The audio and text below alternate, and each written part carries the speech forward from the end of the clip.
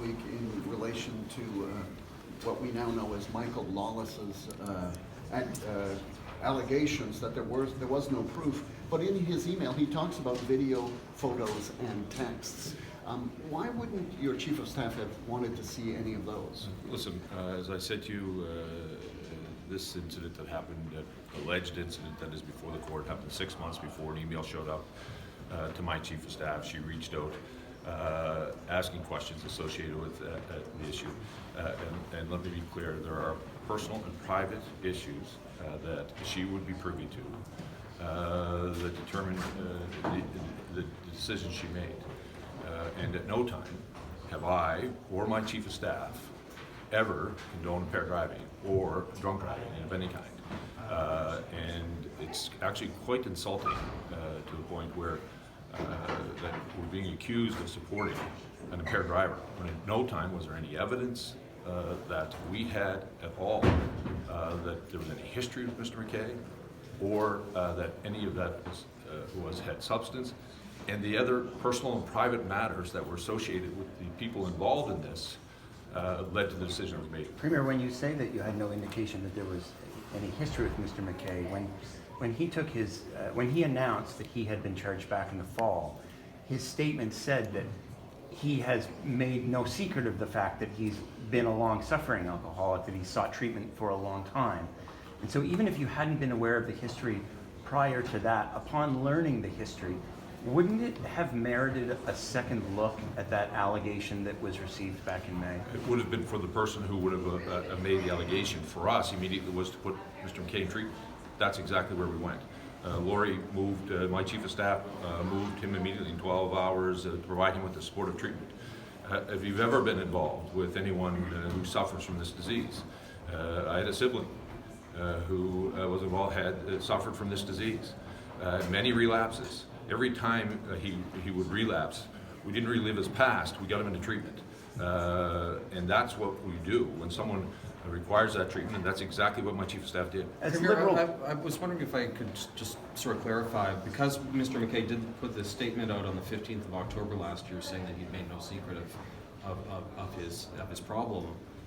Was that news to you on the 15th of October that he had a problem? Yes, it was. So when he said that he had made no secret, in fact, people in the party weren't aware of it? Not that I know of. I mean, we vetted people for cabinet. He never disclosed it when we were vetting for cabinet. So it was part of, we talked to all of our members. I wonder, as Liberal Party leader, your thoughts on the resignation yesterday of 2 members of the executive in South Shore St. Margaret's. They're obviously very unhappy with the way this situation has been handled. Do you have any concerns about what's happened down in that electoral district association? Listen, I first of all thank them for their service to the province. They've obviously made a decision based on what's happening with the riding association, and the riding association now will rebuild and move forward. Do you think that all members of the executive, when an allegation as significant as the one that was received comes into somebody's hands, ought to be included and made aware of it? It depends on the circumstances. That I can tell you that the private and personal information that is not included in all of that, I wouldn't want disclosed. And I can't disclose it. That is up to the individuals to do that. And if I was the riding president, I would be in that same position. That is one of the realities of this. So we can sit here and look back, a year. Whether people would have done things differently. As I look at the circumstances surrounding what's taken place, I would have made the same decision that my chief of staff made, because there was no evidence. We had no history of that. There was other private and personal information that we're not at liberty to talk about. Premier, from your understanding, did anyone in that chain of your chief of staff or the people who received the initial email, did any of them look at the evidence that Mike Lawless said he had? He said he had video evidence, photographic evidence, cell phone records, and so on. It is my understanding that he was not disclosing that to the riding association. Is my understanding of that. At no time was any of that presented at all. Sorry. No, go ahead. Well, I'm just wondering, just to put a bow on this, but who was it who called Ms. Graham to let her know about the receipt of the your office? I'm hopefully you don't take this the wrong way. Your office has not been willing to tell me that.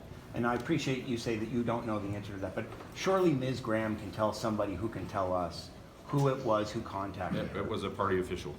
But who? It was a party official. But Premier, the reason why I would really like to know the answer to this is that you had told us yesterday when we had asked about whether or not Ms. Graham ought to have taken this to the police, that she instructed the person who contacted her to do that, that they should, if they're concerned about this allegation, they should take it to the police. And in fairness and in the interest of knowing whether or not that actually happened, we need to know who that person is. That was communicated to all people involved, that if there's any substance to this allegation, take it to the police, and it has to be the individual who wrote the email. It's not up to, I can't do that.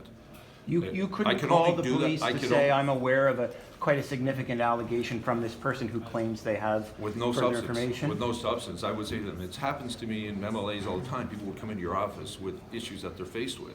They're victims of an issue that they have to be the one to go forward. They have to be the one to put it in there. If we have evidence, of course we would turn it over and go to the police. We don't have any evidence. That's the issue for us.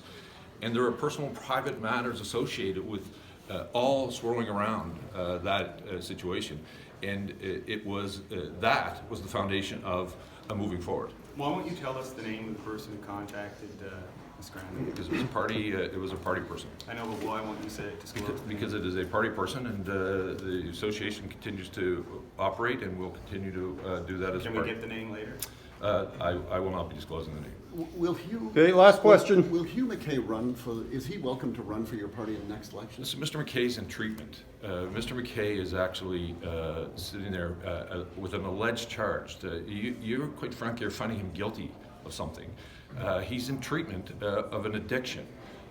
All I can tell you what I'm going to do is support him or any other one, Nova Scotian, who comes forward and says they have an addiction and they need treatment. I'm going to support them to get that treatment, and I'm not going to pile on here. Right. I'm not asking you to pile on. I'm simply asking you a question. He's the candidate of record, is he not?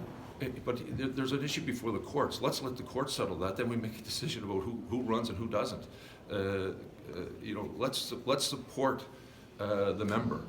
And quite frankly, the other private and personal matters that are around this situation are causing a great deal of stress on individuals, I'm certain. And I can tell you, I'm confident in the decision we made, and at no time has my chief of staff or I ever condoned impaired driving or drinking and driving. For no time. Do you If think look at our anyone policy- has? Do you think anyone has accused you? Absolutely. Okay, who? Absolutely. Who? Look, I can, your network, for example, Excuse me. Yeah. Who and when? alleged on your morning show yesterday. I, Premier, is the province